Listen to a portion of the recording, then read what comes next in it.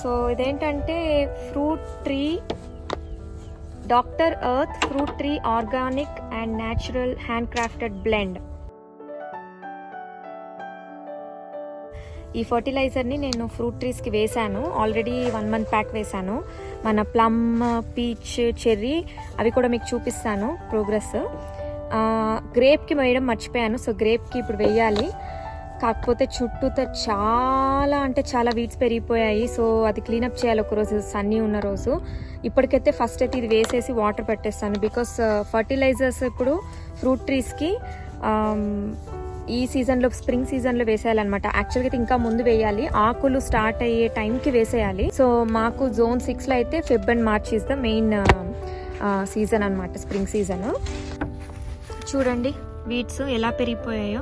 ఈ గ్రాస్ మీద wheat killer వేయడం వల్ల ఇక్కడ ఏమి రాలేదు. ఈ కార్నర్స్లో ప్లాంట్స్ ఉన్నాయనుకొని తను లాన్ వాళ్ళు మెయింటెనెన్స్ వాళ్ళు వస్తారు కదా, వాళ్ళు వేయలేదు. సో ఏంటంటే ఇలా అయిపోయింది. సో ఇవన్నీ మనం ఇప్పుడు చేతితో పీక్కొని నీట్గా మల్చి వేసుకొని వీడ్స్ రాకుండా చేసుకోవాలన్నమాట. ఇది మన గ్రేప్ ప్లాంట్ చూడండి, ఆకులు స్టార్ట్ అయిపోయినాయి.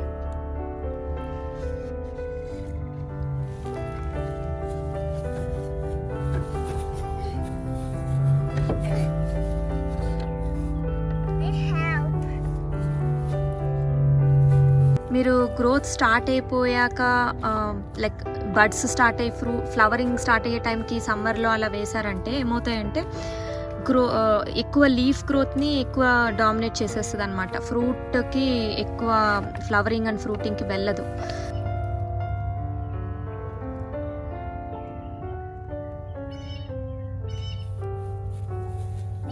సో స్ప్రింగ్ సీజన్లోనే ఎందుకు వేయాలి అంటే ఫ్లవరింగ్ అండ్ ఫ్రూటింగ్ టైంలో ఈ ఫర్టిలైజర్స్ అవి వేస్తే ఏంటంటే అది ప్లాంట్ గ్రోత్ మీద ఫోకస్ చేసేసి ఫ్రూటింగ్ మీద ఫోకస్ చేయదన్నమాట. సో ఎక్కువ గ్రోత్ ఎక్కువ అయిపోతుంది ప్లాంట్కి. సో అందుకని ఏంటంటే గ్రోత్ ఎప్పుడైతే ప్లాంట్ గ్రోత్ స్టార్ట్ అవుతుందో, అంటే ఆ డార్మెంట్ స్టేట్ నుంచి బయటపడడానికి ట్రై చేస్తుంటుందో అప్పుడు వేయాలన్నమాట. సో ఇదన్నమాట, మనం వెళ్ళి దీన్ని grape plants వేసేద్దాము.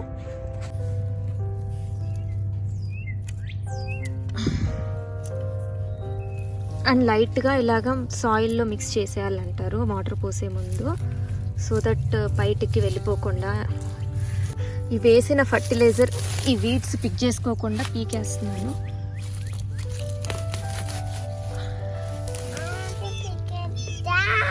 You want to pick it? ఈ వీడ్ చూడండి ఎంత సీడ్స్ వచ్చిందో. ఇంక ఈ సీడ్స్ అన్నీ ఓపెన్ అయితే ఎన్ని వచ్చేస్తాయి కదా వీడ్స్. ఆ సీడ్స్ జనరేట్ అవ్వకముందు యాక్చువల్గా ముందు తీసేసి ఉండాలి. ఇది అట్లీస్ట్ ఇప్పుడు ఈ స్టేట్లో ఉంది కాబట్టి తీసేసి ఎండబెట్టేసి తీసేసేయాలి. అండ్ ఇట్లా సీడ్స్ ఉన్నాయి, మీరు కంపోస్ట్లో వేస్తే ఏమొద్దంటే కంపోస్ట్ నిండా చెట్లు వచ్చేస్తాయి, అది కూడా గమనించుకోండి. ఇప్పుడు చూడండి దీని కింద కొంచెం క్లీన్ అయింది. షార్ట్ కేక్ రాస్బెర్రీ ప్లాంట్ ఉంది. దీని స్పెషాలిటీ ఏంటంటే దీనికి ముళ్ళులు ఉండవు, తాన్ని కాదనమాట అసలు. అండ్ చిన్న బుష్ లాగా వస్తుంది, పెద్ద చెట్టు లాగా పెరగదు, పొడుగ్గా స్ప్రెడ్ అయిపోయేటట్టు జస్ట్ బుష్ అనమాట. సో ఇది పాటింగ్ అయితే ప్యాటియోస్లో పెట్టుకున్న వాళ్ళకి బాగా సెట్ అవుతుంది. సో ఇది లాస్ట్ ఇయర్ చిన్న ప్లాంట్ తీసుకొచ్చేసాను, పెరుగుతోంది. దీనికి కూడా మనము ఫర్టిలైజర్ వేసాము. ఇదిగోండి జస్ట్ 2 కొమ్మల్లో నుంచి పెరుగుతోంది. అండ్ ఇదేంటంటే పెరీనియల్ అనమాట. స్నో వచ్చినా ఏమొచ్చినా ఈ చెట్టు రూట్స్ చచ్చిపోలేదు, రీగ్రో అయ్యింది. సో ఎవరైనా తెచ్చి పెంచుకోవచ్చు హ్యాపీగా. మనం దీనికి కిందన కొంచెం వేద్దాం. చిన్న చెట్టు కాబట్టి కొంచెం సరిపోతుంది.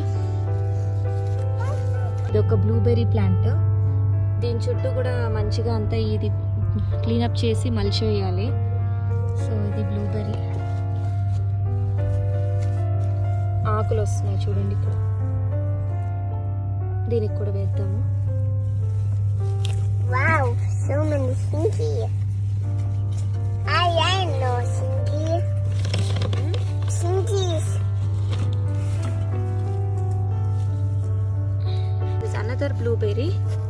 ఇవన్నీ లాస్ట్ ఇయర్ శామ్స్ క్లబ్లో తీసుకొచ్చి వేశాను నేను. అండ్ అవి నేను తీసుకొచ్చినప్పుడు జస్ట్ చిన్న స్టెమ్ ఉండే, ఇంత పొడుగు స్టెమ్. ఇప్పుడు ఆకులు వస్తున్నాయి. పక్కకి తల్లి.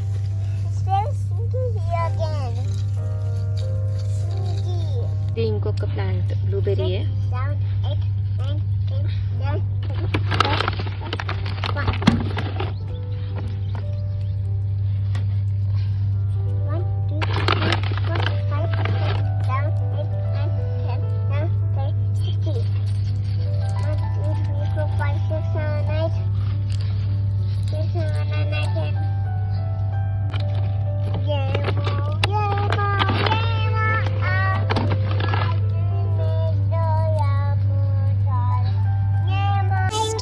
స్ట్రాబెర్రీ.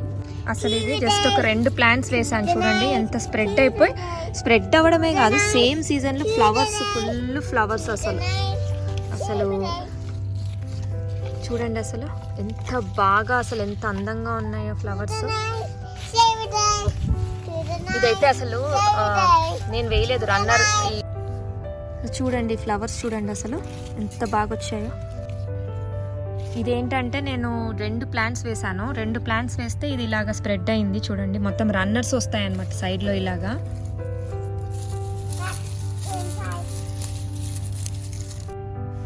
సో ఇక్కడ చూడండి అసలు ఈ ఇది గార్లిక్ చుట్టూ స్ట్రాబెర్రీ పాకిపోయింది. రన్నర్స్ ఇలాగా అన్నమాట. మీరు రన్నర్స్ చూసారా? ఈ రన్నర్ ఈ చెట్టు నుంచి ఈ చెట్టుకి ఇలా రన్నర్ వచ్చింది, ఇది కట్ చేసేయాలి, లేకపోతే ఇది సరిగ్గా రాదు. సో ఈ రన్నర్ వెళ్ళి ఇక్కడ ఉండి దాని ఇష్టంగా రూట్స్ ఫామ్ చేసేసుకొని ఇలా వచ్చేసింది. ఇంక ఇలాగా పాకిపోతూ ఉంటాయి అన్నమాట ఇలా రన్నర్స్ ఇట్లా. సో ఇది కూడా చూడండి, ఈ రన్నర్ చూడండి, ఇక్కడ కూడా రన్నర్ ఇలాగా. ఈ రన్నర్స్ ఇలా వెళ్ళిపోవడం వల్ల మనకి ఇది. నేను ఏం చేశానంటే లాస్ట్ ఇయర్ అలా రన్నర్స్ వచ్చినప్పుడు రన్నర్స్ని కట్ చేశాను అనమాట, బలం అంతా చెట్టు పెరగడం మీదకి వెళ్తుంది అప్పుడు. సో ఇక్కడ చూడండి ఈ ఫ్లవర్ ఆల్రెడీ స్ట్రాబెర్రీ ఫామ్ అవుతుంది.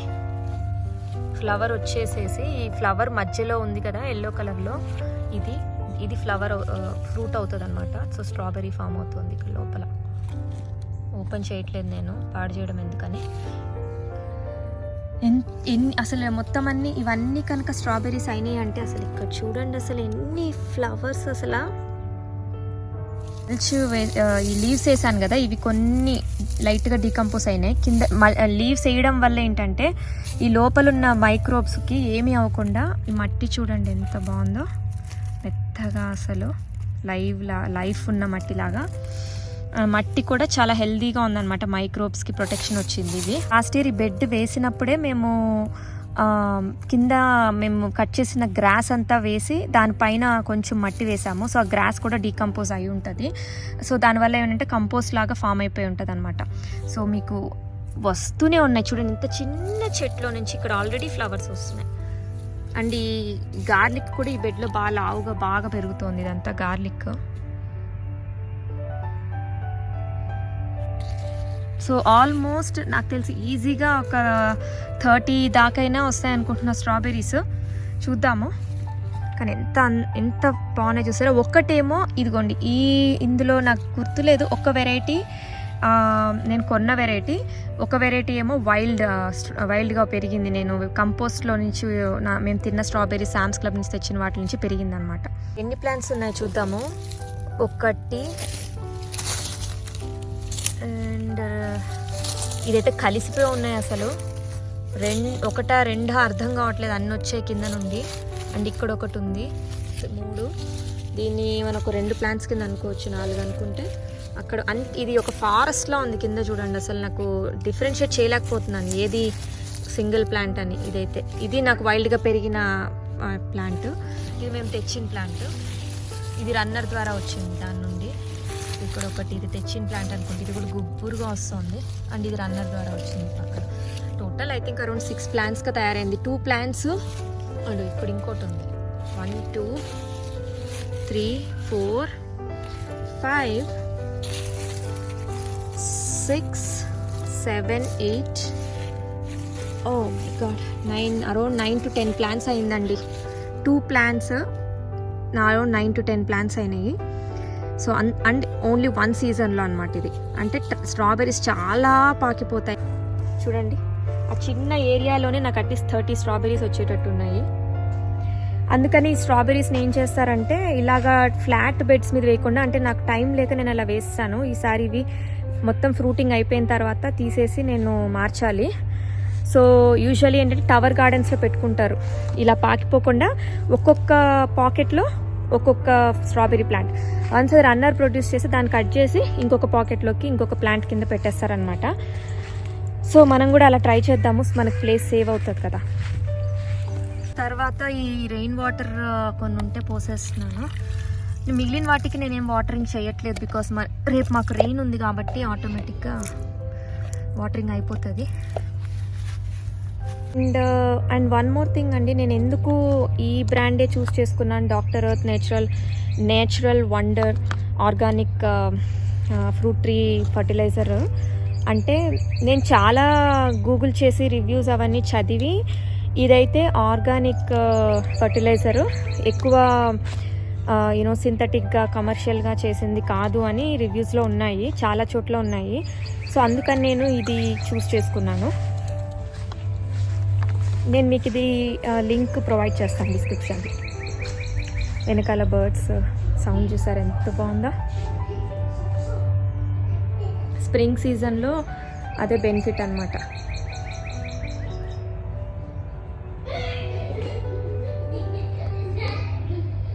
కామ్గా వింటున్నారా బ్యాక్గ్రౌండ్లో.